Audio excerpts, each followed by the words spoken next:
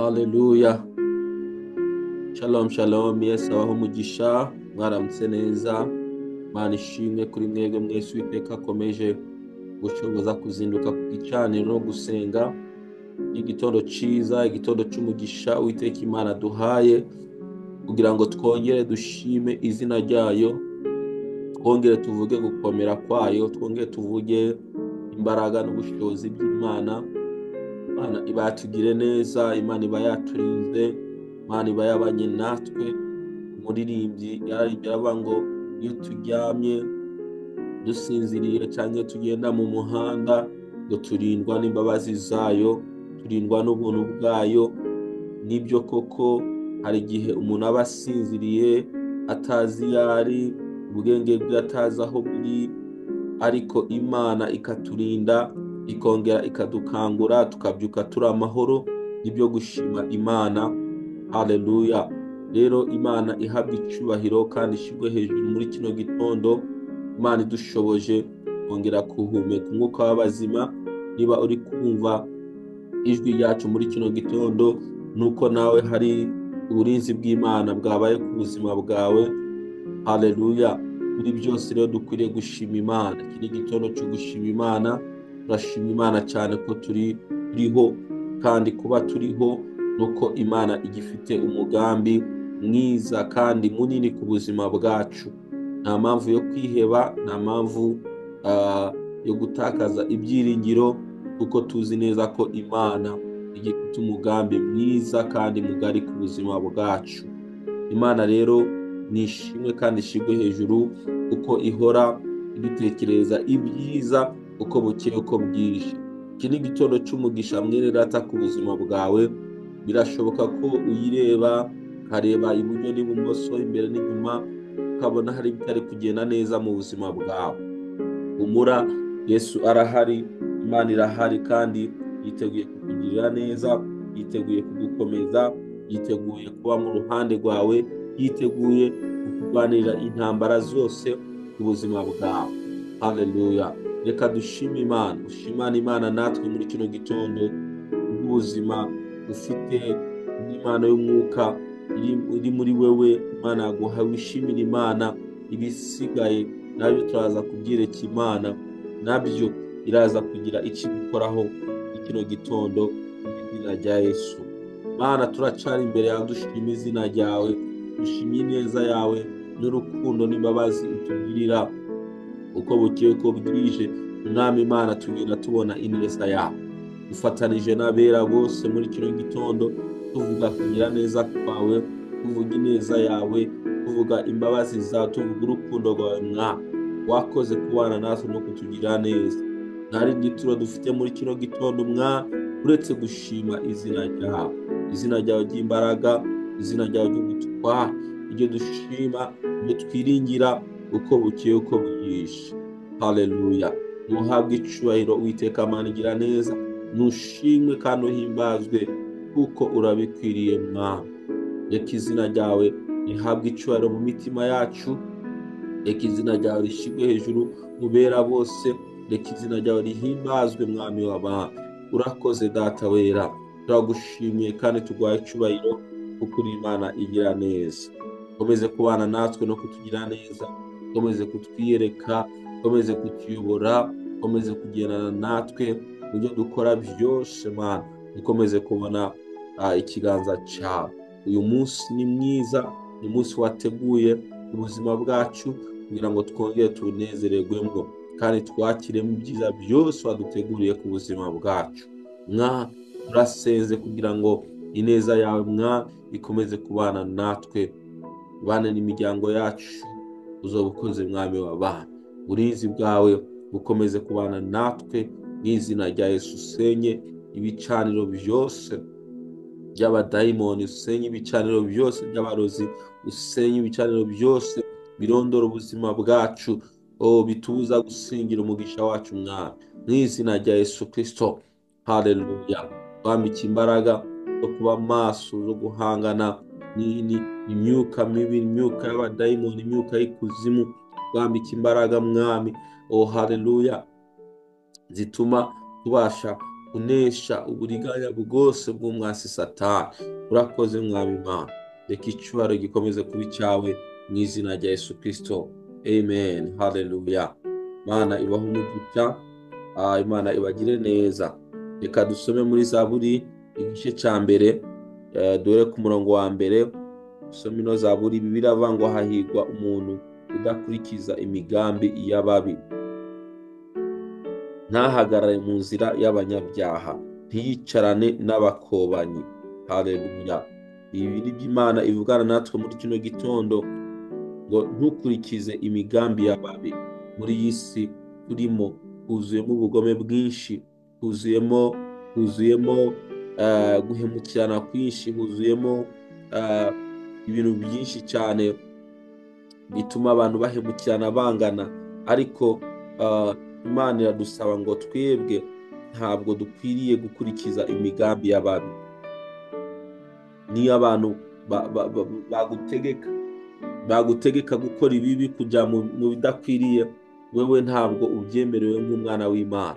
Niba uzi neza ko wamenye Imana, niba uzi neza ko wakijijwe, niba uzi neza ko wakurikiye Imana, ntabwo wemerewe kujya mu gukurikiza inama n'imigambi y'ababi. Abantu bagushuka gukora ibibi, bagushuka kwangana, bagushuka kwiba, kurya ruswa n'ibindi byose, ntabwo ubyemerewe nk'umwana w'Imana.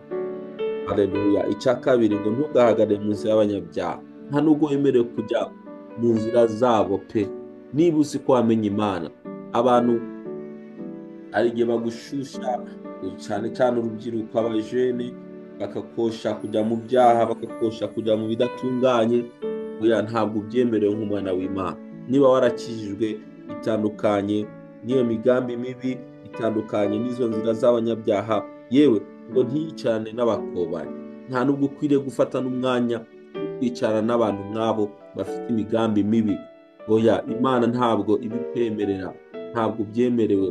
Umwanya wawe umare uri imbere y'Imana, umare uri gusabana n'Imana, wicarane n'abantu bafite ingeso nziza, haba mu kazi, haba ku ishuri, haba muri quartier. Ntabwo wemerewe. Kereka ufite umugambi wo kubabwira ubutumwa bwiza no kubigisha ijambo ry'Imana, kugira ngo nabo bamenye Imana, bave mu byaha. Ariko kujya mu marigara, kujya mu bantu badafite icyerekezo cy'Imana muri bo, ntabwo ubyemerewe. Ahubwo ngo amategeko y'Uwiteka niyo yishimira, kandi amategeko ye niyo yibwira ku manywa na nijoro. Ibi ni by'Imana idusaba, bene data, twongere tugaruke ku rufatiro rwo kwishimikiza ijambo ry'Imana no kurimbura ku ijambo ry'Imana. Nibyo Imana idusaba. Twe gutakaza umwanya mu bantu badafite indangagaciro z'ubumana, badafite valeurs z'Imana, ahubwo tujye dufata umwanya wo kurimbura ku ijambo ry'Imana no mu mategeko y'Imana, kuko niho hazingiye ubuzima bwa Gikristo, kandi nibyo Imana idusaba. Haleluya.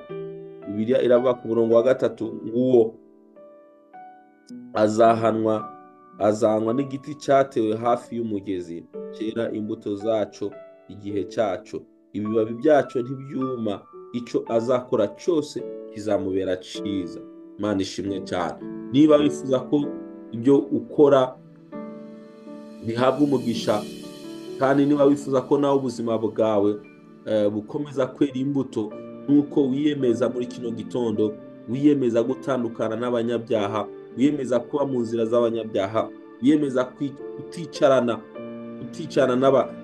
n'abakobanyi cyangwa se abacokoranyi, ahubwo wiyemeze gufata umwanya wo kuba mu ijambo, kumedita, kurimbura ku ijambo ry'Imana.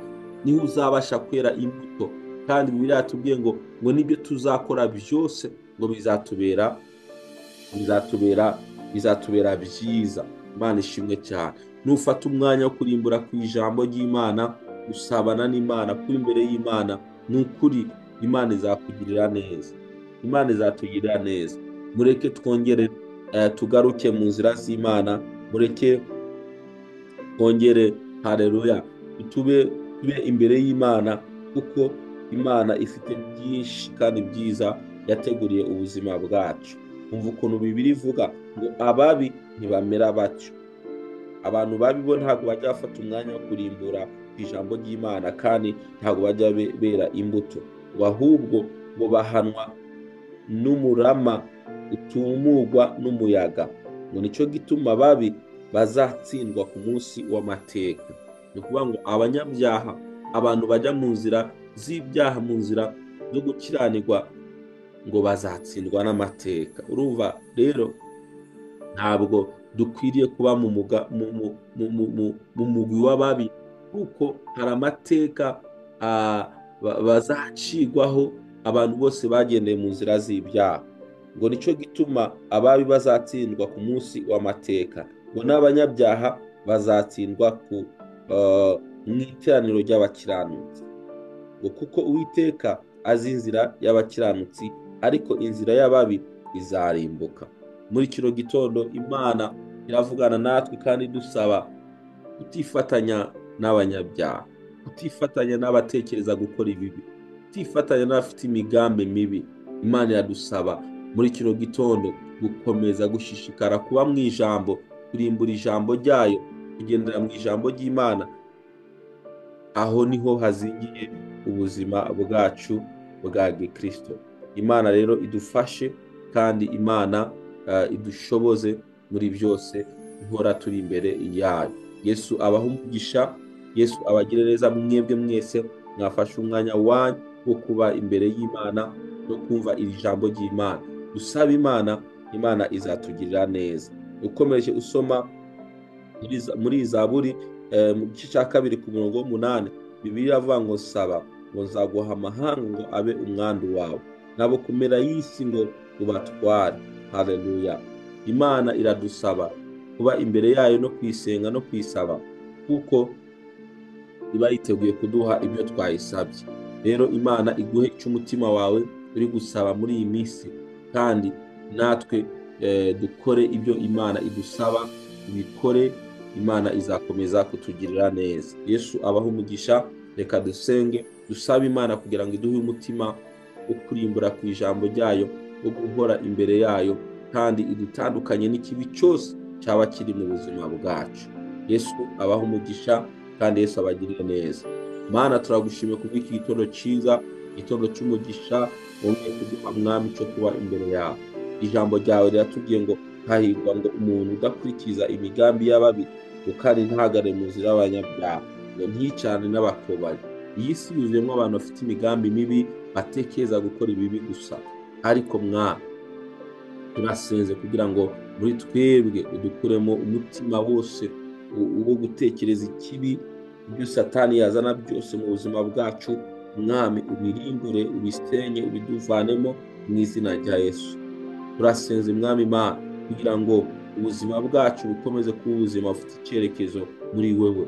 Watubwiye ngo icyo udusaba ngo ni uguhora ngo turi imbere yawe, kandi turimbura ku mategeko yawe amanywa na nijoro. Ibi rero biratuganisha mu gusoma ijambo ryawe. Ndasenze kugira ngo inyota yo gusoma ijambo ryawe ikomeze kugwira mu buzima bwacu. Urakoze kuri Imana igira neza, urakoze kuri Imana yumva gusenga kwacu. Icyubahiro gikomeze kuba icyawe.